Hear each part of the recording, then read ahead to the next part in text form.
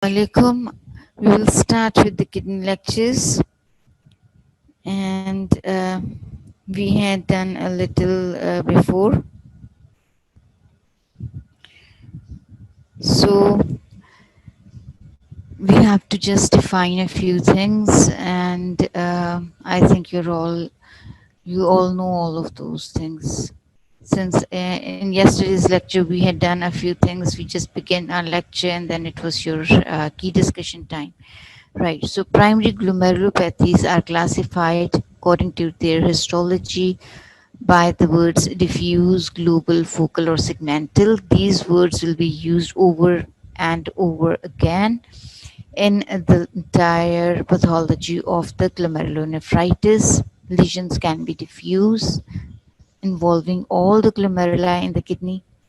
They can be global, involving the entire individual glomeruli. They can be focal, only a fraction of the glomerulus is involved. They could be segmental, affecting part of each glomerulus. Right.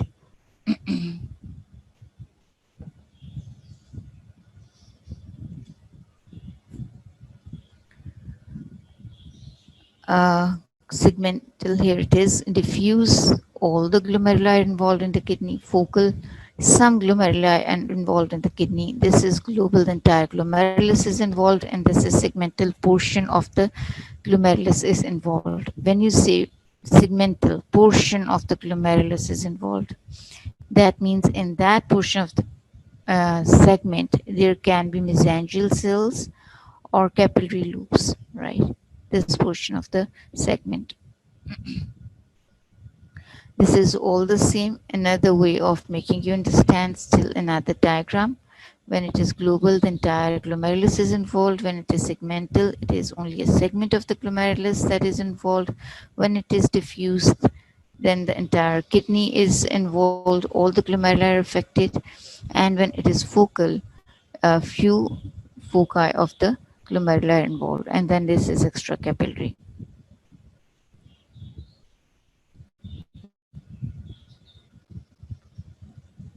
Right. So diffuse, focal, segmental, and these are the terms. So we will have different diseases by the same name. So we talked about antigens. They can come from outside the body or they can be produced from inside the body. If they are coming from outside the body, then they will induce antibodies, and these antibodies can get deposited somewhere in the kidney, producing proliferation, producing different types of pathologies, proliferation of the normal glomerular tuft and mesangium and the Bowman's capsule, so producing pathology obliterating the urinary space. Or they could be endogenous, they are born inside the body. So if they are born inside the body or they come from outside and attack the kidney, the end result is definitely a non-functional kidney. So cluster of diseases characterized histologically by diffuse proliferation of glomerular cells associated with influx of leukocytes. So please, dear students, remember one thing: inflammatory cells, no matter it is a leukocyte, neutrophil, or a macrophage, they have no business to be there in the kidney, in the glomerulus, or in the Bowman's capsule. They are not supposed to be there. And if they are there, it means there is some inflammatory process or some pathology is going on. And if they're there, it could be because of several things. One of those several things is immune complex mediated diseases, right? So if they are immune complex mediated diseases, those could be exogenous or endogenous. Example of endogenous is SLE. Example of nephritis that are endogenous are SLE, systemic lupus erythematosus, or it could be exogenous that are induced from outside, post-infectious glomerulonephritis, and we talked about post streptococcal glomerulonephritis, and one of the very brilliant students said it is infective endocarditis that is induced in the heart by the same pathogen, right? So a simple infection might cause autoantibody formation. That autoantibody plays havoc in the body. It can attack the heart, a vital organ. It can attack the kidney, another vital organ. So this is the first disease mentioned in your book: acute proliferative post-streptococcal post-infectious glomerulonephritis. Now let me explain this. Acute proliferative. Yes, there is proliferation there. Post-streptococcal post-infectious. In the initially, it was discovered that post-streptococcal glomerulonephritis as an entity, or you can say that the streptococcus was initially found to be the culprit for infectious for infection-induced glomerulonephritis. Later, it was discovered that it is not only the streptococcus; other pathogens can do the same. They can also play a havoc in the kidney. So it became post-infectious glomerulonephritis instead of post-streptococcal. However, both the terminologies exist nowadays. You can call it post-streptococcal glomerulonephritis, specifying the streptococcus to be the pathogen that has induced glomerulonephritis. Or you can say post-infectious glomerulonephritis. That means you are talking about host of antigens that might have caused glomerulonephritis, and these host of antigens that have caused glomerulonephritis are that may or may not be, are either viral or fungal, that may or may not be streptococcal origin, right? So post streptococcal glomerulonephritis is a glomerular disease of immune complex etiology. It is common worldwide, right? So a common age group is 6 to 10 years of age, and any age can be affected. So when we say age group 6 to 10 years, actually most patients of tonsillitis appear in the same age group, right? So infection of the throat, which is tonsillitis, mostly tonsillitis, and it could be pharyngitis as well, or other upper respiratory tract infections in case the tonsillectomy has been done. So, or in adults, it could be other causes other causes in the throat, not the tonsils, but the tonsils are common most. Other ages can be affected. So let us look at this, and I will explain the whole pathology in this diagram. For the rest of the time, we will revise what we have studied in this diagram. Just let us understand. A far away place here is the Bowman's capsule, and in the Bowman's capsule, you can see the epithelial lining there. Here is the visceral layer of the Bowman's capsule. This visceral layer of the Bowman's capsule has got podocytes or pedicles, right? These are the pedicles or the podocyte. The podocyte has got pedicles here. This here inside is the endothelial cells, right? The endothelial cell lining of the glomerulus, and these are the blood cells. Now this is the tubular cells, proximal convoluted tubule. Let us make the pathology now. Let us make the pathology. The antigen antibody has reacted to cause antigen antibody complexes. They have come into the Bowman space, into the glomerulus, into the efferent arteriole, and then the glomerulus. Now, when they have come into the glomerulus, antigen antibody deposits here, sub endothelial layer or subendothelial layer of the basement membrane, GBM, glomerular basement membrane. So when they deposit in the subepithelial layer of the glomerular basement membrane, they are in the lamina interna of the GBM, right? So you remember that lamina interna of the GBM. Somehow they break up into small tiny fragments and they migrate in this portion of GBM. Again, lamina rara externa. Lamina rara externa in the subepithelial layer of the basement membrane. Get my point? And they and what they do is they form humps, right? So they form humps here.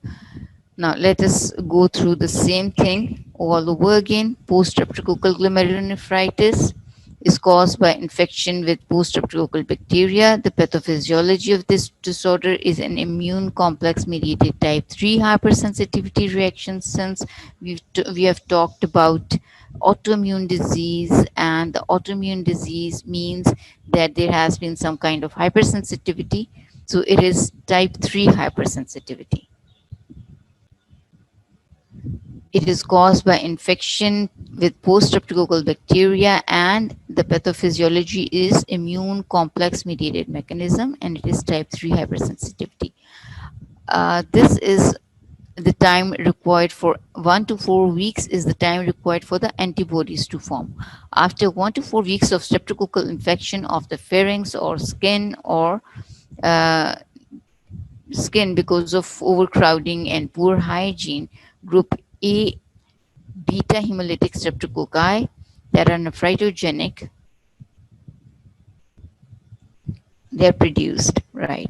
More than 90% are due to types 1, 4, and 12, or 12, 4, and 1. They are identified according to their significance of how common they are, right? So more than 90% are due to type 12, 4, and 1. Look at this. What is this? Pus, abscess, right? So they are tiny abscesses in the tonsils. Those are tonsils. They are tiny abscesses in the tonsils. And if you see this condition in a patient, this deserves tonsillectomy, right? It deserves tonsillectomy. And if this condition occurs in a patient, that means this is just a streptococcal pharyngitis. It still does not mean that all patients with uh, abscess who have developed abscess in the tonsils will undergo autoimmunity. No, no, no, no. All the people do not undergo autoimmunity.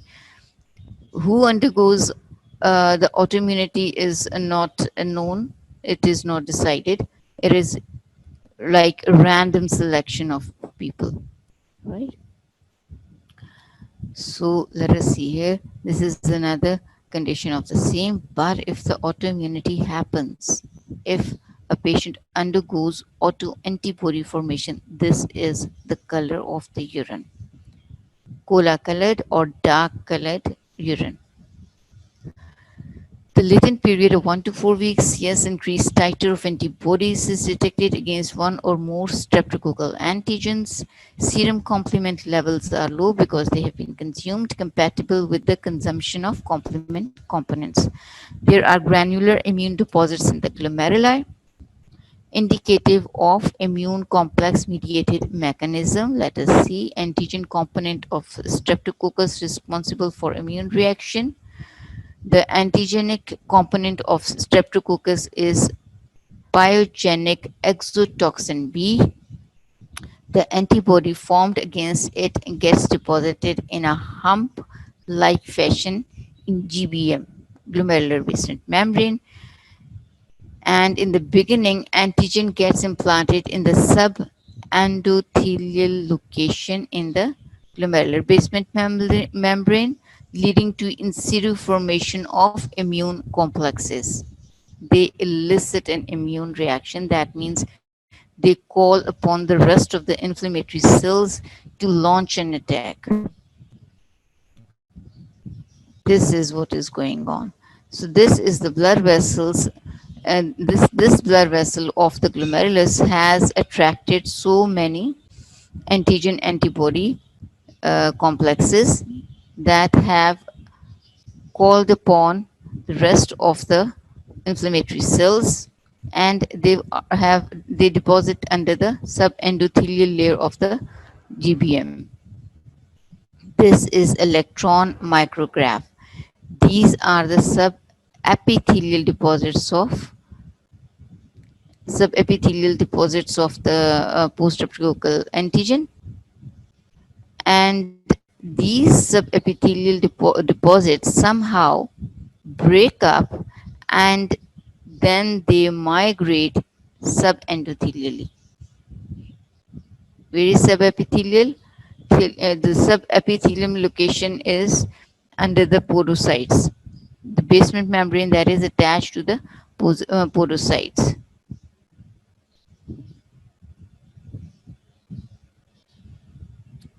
And it forms a huge big dome-like structure. See, this dome-like structure is subepithelial hump.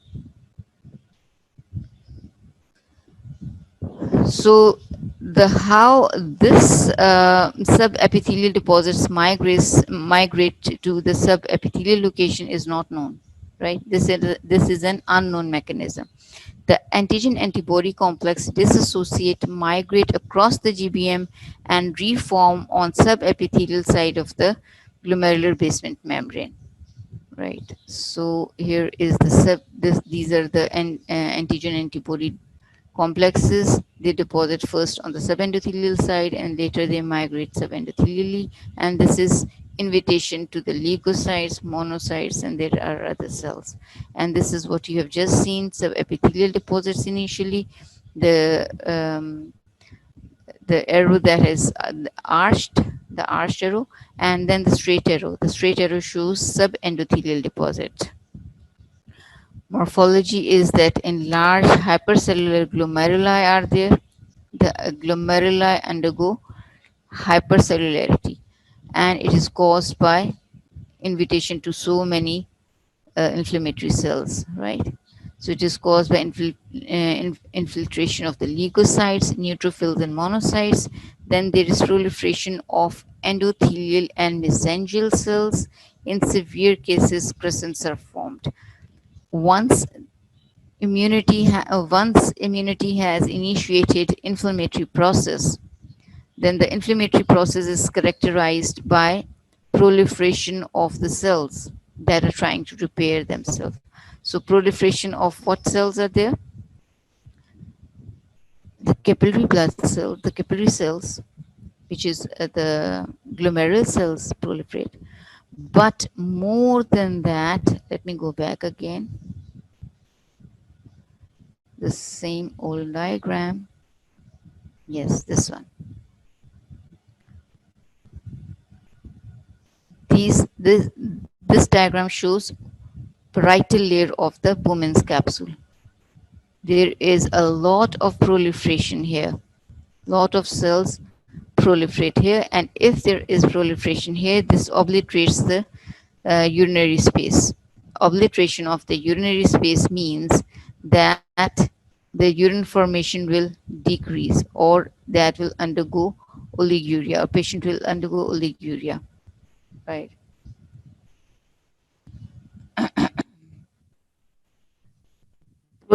The proliferation and leukocyte infiltration are typically global and diffuse, that is involving all the lobules and glomeruli.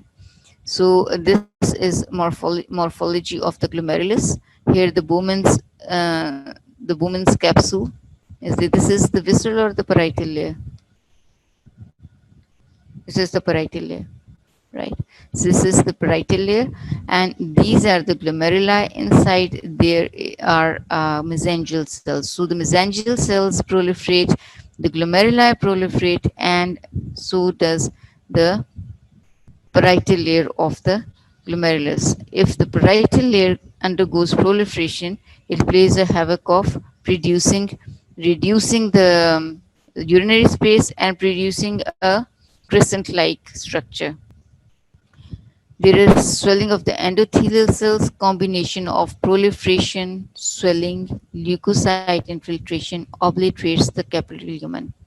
So this will produce oliguria and hematuria. There may be interstitial edema and inflammation. Interstitial edema and inflammation is here, right? Interstitial, you can see there is edema here.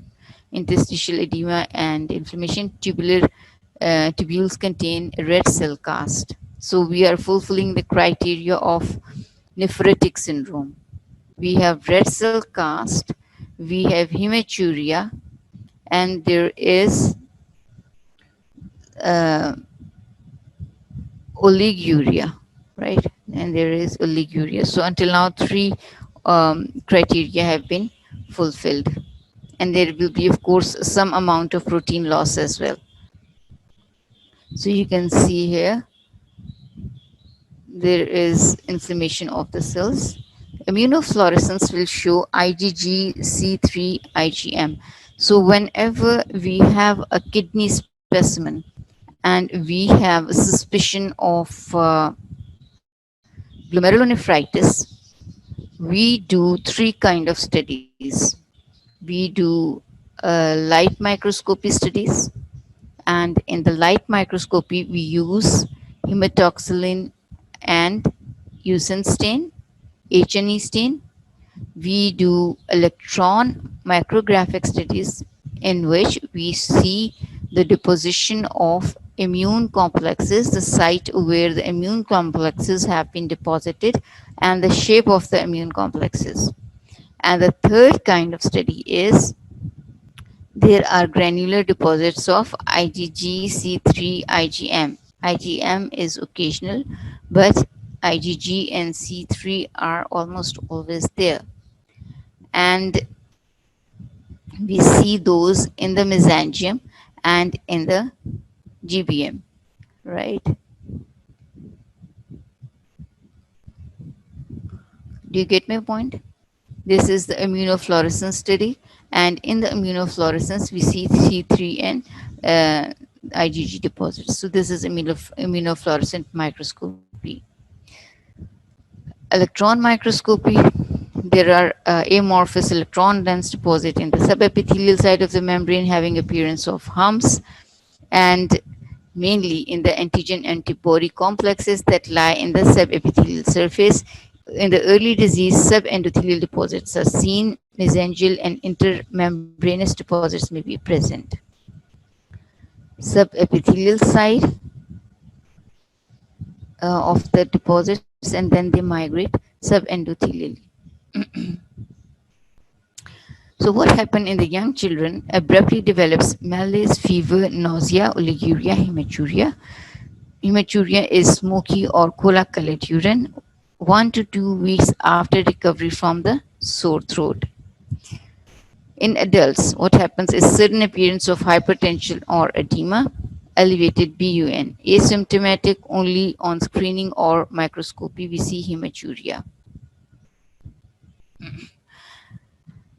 If you please concentrate on the symptoms, you just concentrate. Abruptly develops malaise, fever, nausea. Those are called as non-specific symptoms. Malaise, fever, nausea. You can say fever can be of unknown origin. Any infection can cause fever, or even tumors cause infection, malignancies cause fever. Nausea and malaise, well, they are not, they do not point to any specific pathology, or they do not point to what went wrong in the body. But oliguria, yes, it means something is wrong in the kidney. Hematuria, yes, it means something serious could be there. 1 to 2 weeks after recovery from sore throat, every time we have sore throat, it is very difficult to recall when was that I had the sore throat. Was it last week, or was it 2 weeks ago, or 3 weeks ago, or a month ago, right? So initially we said it is after 4 weeks and that autoimmunity develops. So it could be after a month ago. So I think it will be more appropriate to say that certainly that all of a sudden hematuria and oliguria develops out of nowhere, and that oliguria and hematuria is of cola colored, smoky or cola colored. 1 to 2 weeks after recovery from sore throat, child abruptly develops all of these things, nausea, oliguria, and all things. And look at this child. Suddenly he is swollen up. Edema of renal region, hypertension or edema and elevated BUN in the adults. If there is edema, elevated BUN, that is azotemia and hypertension. Hypertension is not very severe, and azotemia or elevated BUN is not very severe either. If there is mild edema, do not confuse it with nephrotic syndrome. Do not confuse it with nephrotic syndrome because both the conditions have edema, but nephritic has milder edema and lesser protein loss.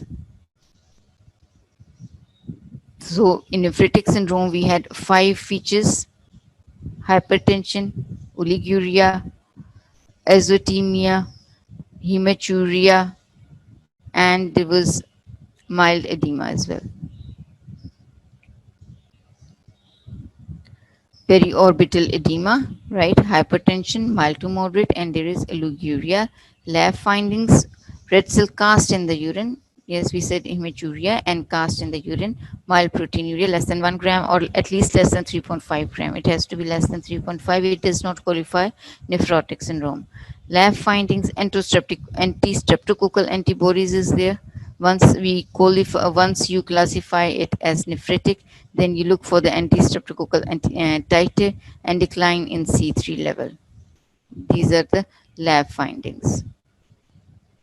This is hematuria that will be dark on standing. 95% recover totally with conservative therapy and maintain sodium and water balance. Fewer than 1% do not improve and become severely oliguric and develop rapidly progressive form of glomerulonephritis. In a rapidly progressive form of glomerulonephritis, once the parietal layer undergoes proliferation, there is a very rapid deterioration of kidney function, and finally the kidney doesn't function anymore. Slow progression to chronic glomerulonephritis with or without recurrence of active nephritic picture. So once there is a streptococcal infection, post streptococcal antibody formation is not a very common entity, and among such patients, rapidly progressive form is also not a very common entity, but there is a strong suspicion, and we have to prevent the patient from going into this condition. Unfavorable prognosis, prolonged and persistent heavy proteinuria, and abnormal GFR, glomerular filtration rate. In adults, it is less benign, which means it often progresses to more serious condition. Non-streptococcal conditions, post-infectious glomerulonephritis, those could be other bacteria, viruses, parasites, or granular immune and subepithelial humps. Parasitic malaria, toxoplasmosis malaria. We have a lot of malaria cases in our country. Viruses, hepatitis B virus, hepatitis C virus, mumps, human immunodeficiency infection, varicella, and mumps. Bacteria, streptococcal endocarditis, pneumococcal pneumonia, and meningococcal pneumonia. These are subepithelial humps, and then they become subepithelial humps. Subendothelial in the beginning, and then subepithelial. Increased cellularity is there. This is normal.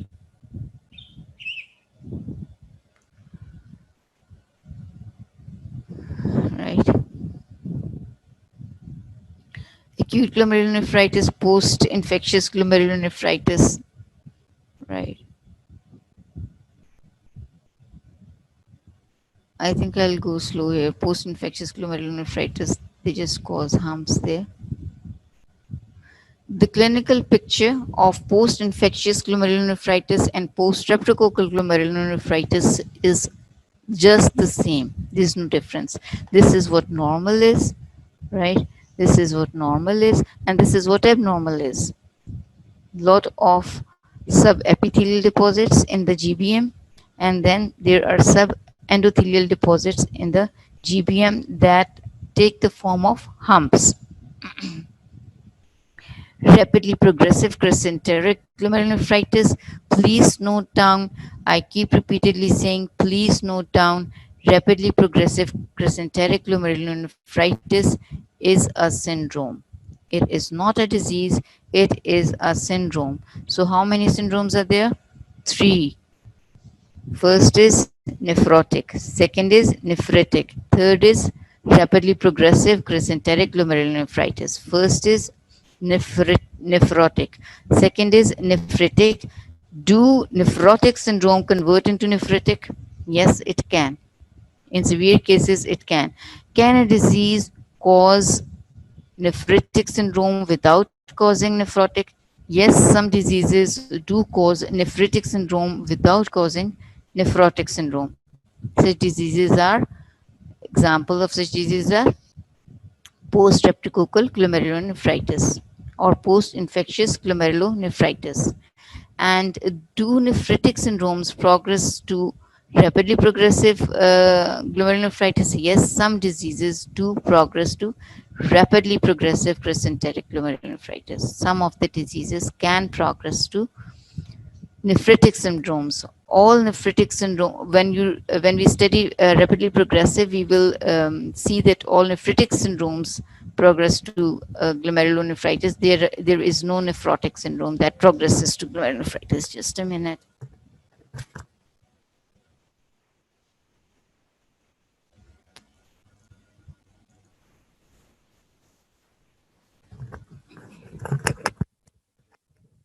All right. So, rapidly progressive, we were talking, rapid is a syndrome associated with severe glomerular injury. It does not denote a specific etiological form of glomerulonephritis. That is what a syndrome is. It is not a specific disease, it is a whole lot of diseases. Rapidly progressive glomerulonephritis is a syndrome. So, can you keep it in your mind? It is a syndrome. Every time there is a mistake, I think most of my students make a mistake here.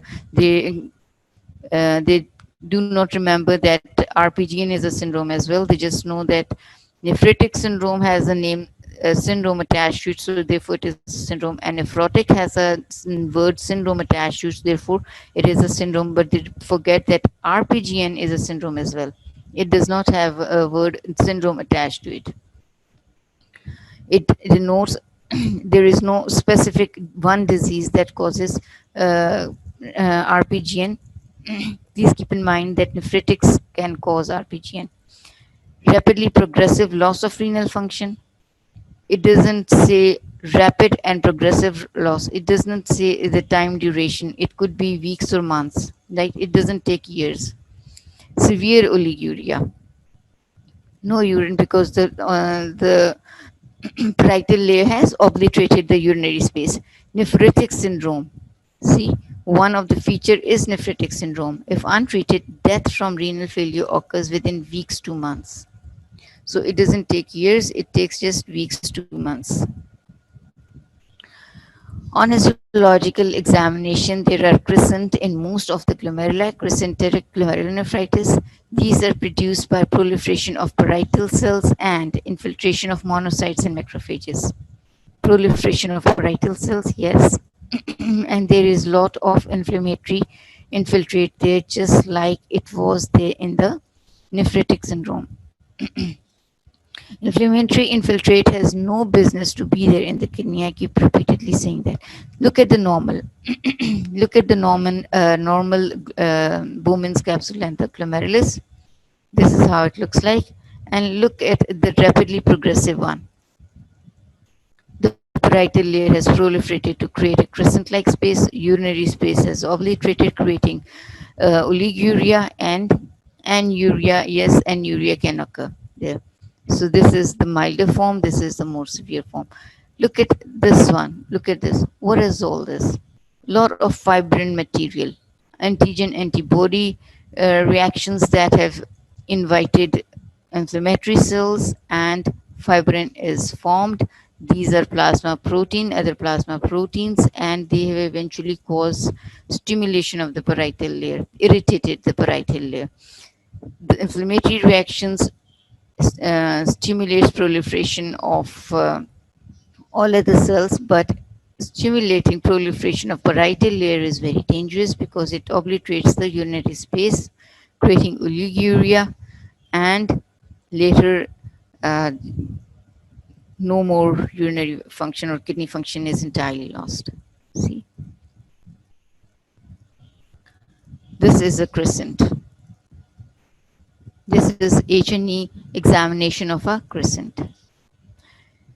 Anti-GBM antibody mediated disease, right? It is an anti-GBM antibody mediated disease, rapidly mechanism and disease caused by immune complex deposition. Just think of the entire glomerulus again. Think of the GBM, glomerular basement membrane.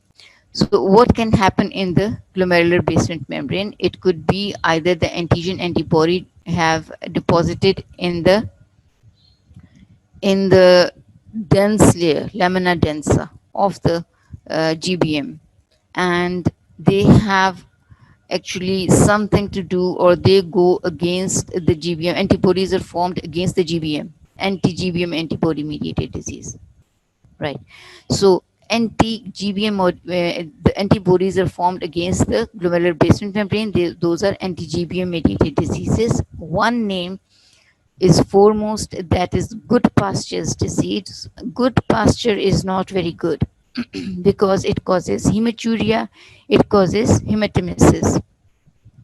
The same antibodies are also deposited in the lung. Diseases caused by immune complex deposition. One of the diseases we have just studied is post-streptococcal antibody disease, that was type 3 anti-immunity. So type 3 immunity disease caused by immune complex deposition, and another disease is SLE. Posse-immune are another kind of diseases. Posse-immune complex diseases. In posse-immune complex diseases, no antibodies are seen. We have to find out what happened there, because posse means less, very less, and there are decrease or less antibodies. Type 1 anti-GBM antibody, renal limited, Goodpasture syndrome. Type 2 immune complex, idiopathic, post-infectious glomerulonephritis, lupus nephritis, Henoch-Schönlein, purpura, IgA nephropathy, and others. So it could be idiopathic. One of them we have just studied, post-infectious glomerulonephritis. Lupus, we just talked about it, and then Henoch-Schönlein, purpura, IgA nephropathy. IgA nephropathy is same as Berger's disease, and Henoch-Schönlein purpura is a vascular disease that you have studied in vascular diseases as well. Goodpasture syndrome, we will shortly study this disease. And then there is posse-immune, ANCA associated, right? And anti-nuclear cytoplasmic antibody associated. They are anti-nuclear, anti-cytoplasmic associated antibodies. And then there is Wegener's granulomatosis, microscopic polyangiitis. These are the diseases of vascular system you have studied before. The anti-GBM antibodies cross-react with pulmonary alveolar basement membrane and GBM. So what happens in the Goodpasture, which is not a very good thing to happen, in Goodpasture there is antibody formed against the anti-GBM, and in the at the same time pulmonary alveolar basement membrane as well. So there is pulmonary hemorrhage and there is renal failure. So two things happen together. So there is hemoptysis and there is hematuria. The antigens common to alveoli and GBM is a peptide within the non-collagenous portion of the alpha 3 chain of the collagen type 4. So we do know that there is only collagen type 4 in the basement membrane of the kidney, and we know that there are three alpha chains there, and the one of those three alpha chains have got antibody reaction, antigen antibody reaction. This is what happens to the kidney and this is what happens to the lung. You can know this is kidney because there are glomeruli here. Recognize the glomeruli and you will know that this is the kidney. In the lung, recognize the alveoli and you will know this is the lung, right? And a lot of hemorrhages there in the lung. A lot of hemorrhages are there in the lung. Good Pasture syndrome shows linear GBM fluorescence for IgG and complement. Linear because there is antibody formation against the dense portion, lamina densa. So there is linear GBM fluorescence for IgG and complement. We call it a ribbon-like immunofluorescence deposition of IgG and complement. So just look at this, a ribbon-like deposition, linear ribbon-like deposits in the GBM, right? Granular humps, there are all granules. So look at the linear humps. You can differentiate. Linear humps are GBM. Now we talk about rapidly progressive glomerulonephritis caused by Goodpasture syndrome. Antigens that may have triggered the formation of antibodies are viruses, hydrocarbons, various drugs, cancers, certain HLA isotypes, haplotype, DLA, and HLA-DRB1, and genetic predisposition to autoimmunity. Therapy that can reverse both pulmonary hemorrhage and renal failure is intensive plasmapheresis, plasma exchange to remove pathogenic circulating antibodies, and suppression of immune responses. So, how you will treat this patient? We now know that it is a very dangerous condition because rapidly progressive disease can kill the patient in days or weeks or months, but not in years, in just months. So we have to stop the ongoing pathology and we have to stop this disaster going on in the kidney. So we can do plasma exchange, plasmapheresis, because there is some anti antigen against which antibody is getting formed. So we are interested in removing that antigen. So we can exchange this plasma that will stop the circulation of antibodies, or we could do the suppression of immune response. This is, we are doing this all the time, suppressing the immune response in all autoimmune diseases, no matter whether it is rheumatoid arthritis or it is autoimmune kidney disease or there is autoimmune skin disease. So many other autoimmune diseases we are suppressing the immunity, and for that we are using steroids, chemotherapies, or specific targeted therapy. We don't have targeted therapy here. So you get my point? So this is just suppressing immunity, steroids and chemotherapy, no targeted therapy here. Immune complex deposition. RPGN diseases caused by immune complex deposition. Foremost diseases, post-infectious glomerulonephritis. We have done that. And then there is lupus nephritis and IgA nephropathy and Henoch-Schönlein purpura. IgA nephropathy is also called as, yes, the eatable thing that you really love is hamburger, and this is Berger's disease or Berger's disease, as you pronounce it, Berger's disease.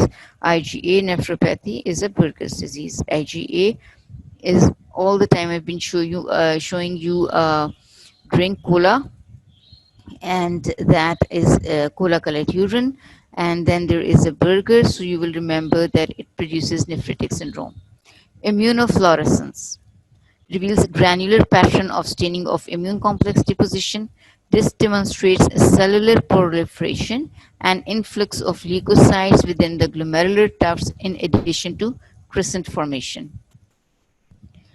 This condition cannot be treated by plasmapheresis and they require treatment for the underlying disease. Let me go back.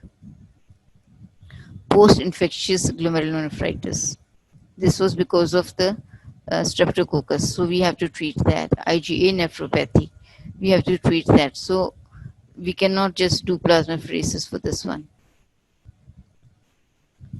This is normal. This is the Bowman's capsule parietal layer. This is the visceral layer, podocyte, and these are the pedicles of the podocyte. Brown color is the basement membrane, and this is the endothelium. Look at here. So many inflammatory cells are invited. No inflammatory cells is there. These are the mesangial cells. So many inflammatory cells are invited, and the antigen antibody complexes poured in first. And they have created a havoc here and rapidly progressive, that means proliferation in the parietal layer, rapidly progressive glomerulonephritis. POSI immune rapidly progressive glomerulonephritis. POSI, decreased immune reaction that is actually undetectable. In rapidly progressive glomerulonephritis, mostly it is produced by the ANCAs, defined by the lack of detectable anti-GBM antibodies or immune complexes by immunofluorescence or electron microscopy. So immunofluorescence doesn't show anything, and electron microscopy doesn't show anything. Most patients have anti-neutrophil cytoplasmic antibodies that produce cytoplasmic or perinuclear staining pattern, right? So anti-nuclear cytoplasmic or anti-neutrophil cytoplasmic antibodies. Anti-neutrophil cytoplasmic antibodies means that the antibodies will either be present in the cytoplasm or they will be present around the nucleus. Either they're scattered in the cytoplasm or they're present around the nucleus, that is perinuclear staining is positive. These antibodies also play a role in some vasculitis. Yes, I know that you have studied this in the vascular chapter, blood vessel chapter. Some of the vasculitis is caused by the cytoplasmic immune complex, the anti-nuclear cytoplasmic antibodies. This is the granular pattern, right? And this is present in the cytoplasm. This is the neutrophil. This is cytoplasm of a neutrophil, demonstration of cytoplasmic neutrophil, cytoplasmic antibodies. In the cytoplasm of neutrophil, you see these antibodies by indirect immunofluorescence. It is not not direct immunofluorescence. This is indirect immunofluorescence with normal neutrophils. There is a heavy staining in the cytoplasm while the multilobated nuclei clear zones. This is the clear zone.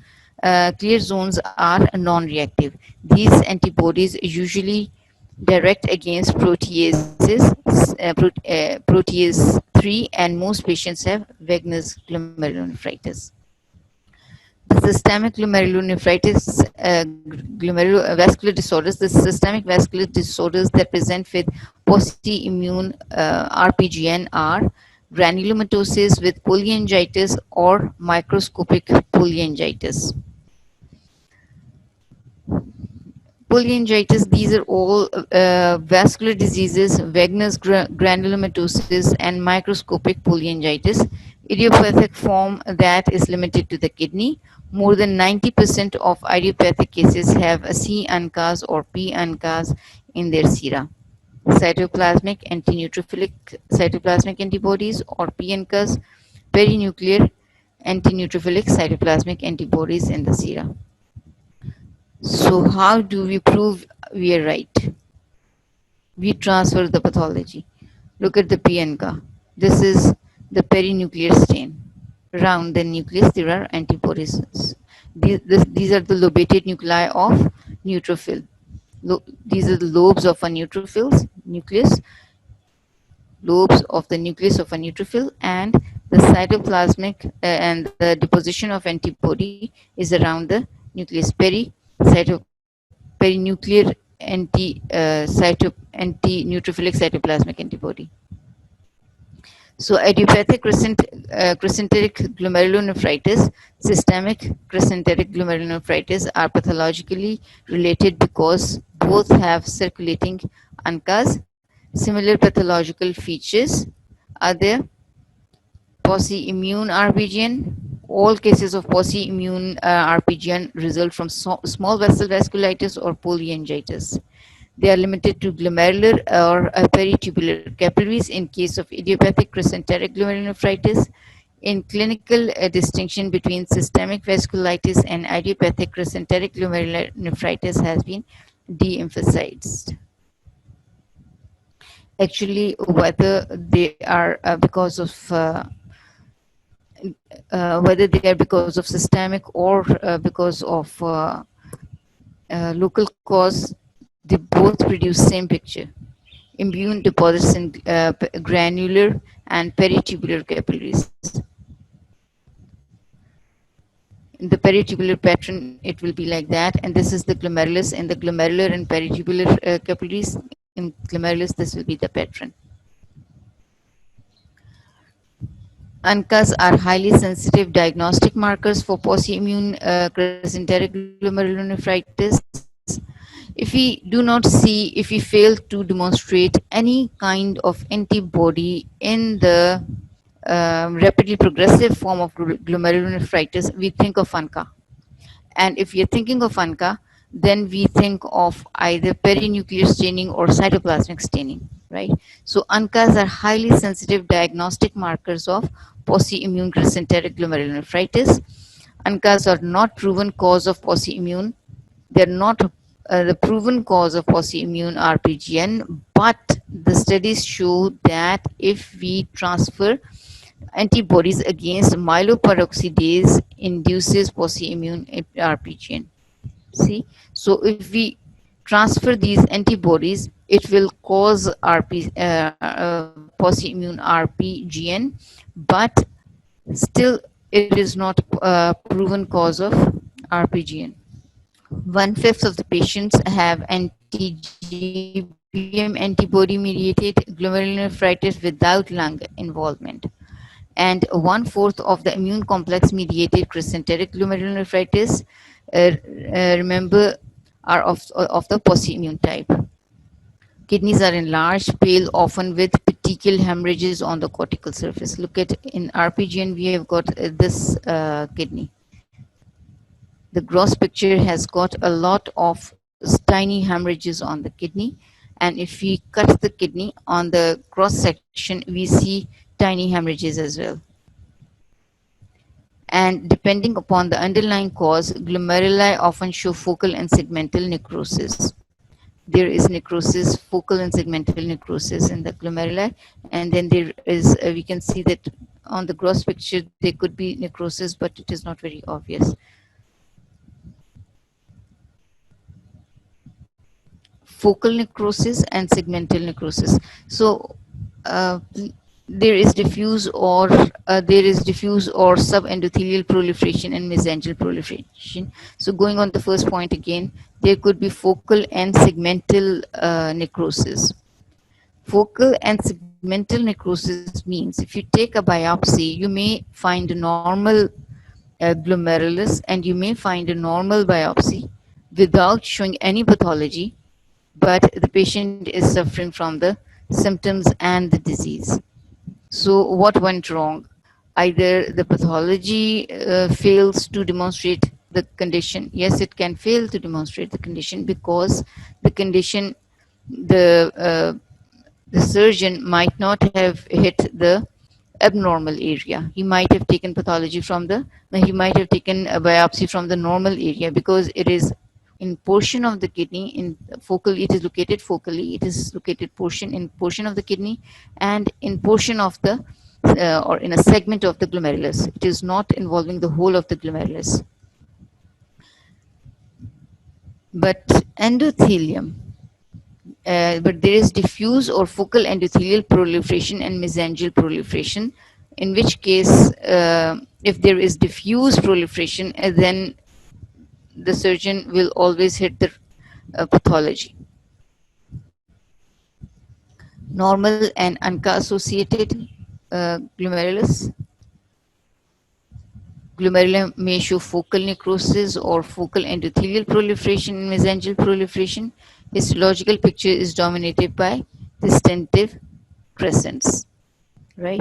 So in this case, there is proliferation here. So it could be diffuse proliferation of the glomeruli or focal proliferation of the glomeruli. Segment of glomerular necrosis adjacent to glomerular segments uninvolved by inflammation or proliferative changes is a feature of most typical post-immune glomerulonephritis. I think I will stop here, and I would like to just revise the whole thing instead of going any further, because it is a lot more beneficial to have summarized the whole of the lecture. So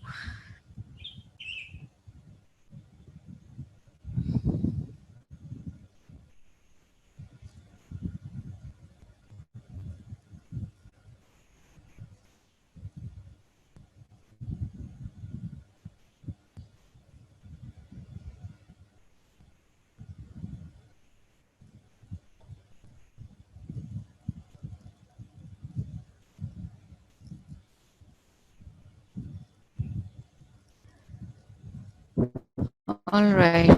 In this lecture, we have studied diffuse glomerulonephritis, global, focal, segmental. The segment of a glomerulus is involved, focal, only a fraction of the glomeruli are involved, right? This is focal. Diffuse is when the whole kidney has got pathology. Focal is when small areas have got pathology, which means if you take a biopsy from here, it will be normal. In diffuse, pathology will always be there in whatever segment of kidney you take. Global, the whole glomerulus gets involved. Segmental, only a portion of the or segment of the glomerulus gets involved.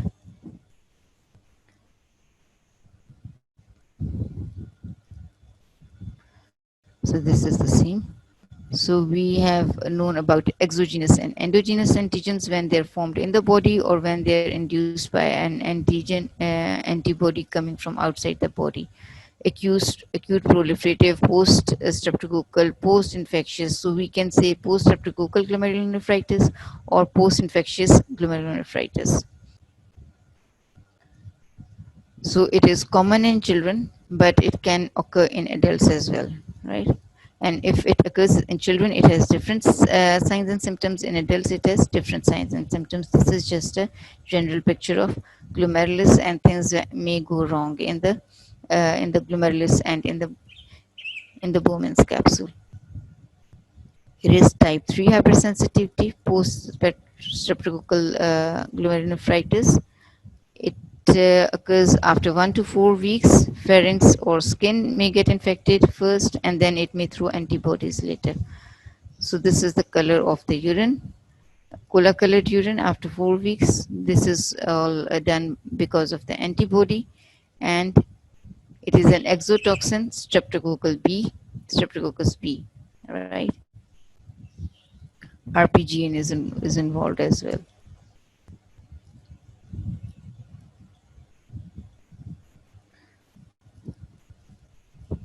All right, I will just stop here because the time has ended, and I think I'll just undergo a quick revision before my next lecture tomorrow, inshallah. So things are more hammered into your mind. I want things to be hammered into your mind, because if you understand better, I think you can perform a lot better. And if there is a problem, please try to communicate with me, because I would like to remove any problems that you might be facing, right? Okay, so bye now. Allah Hafiz and take care.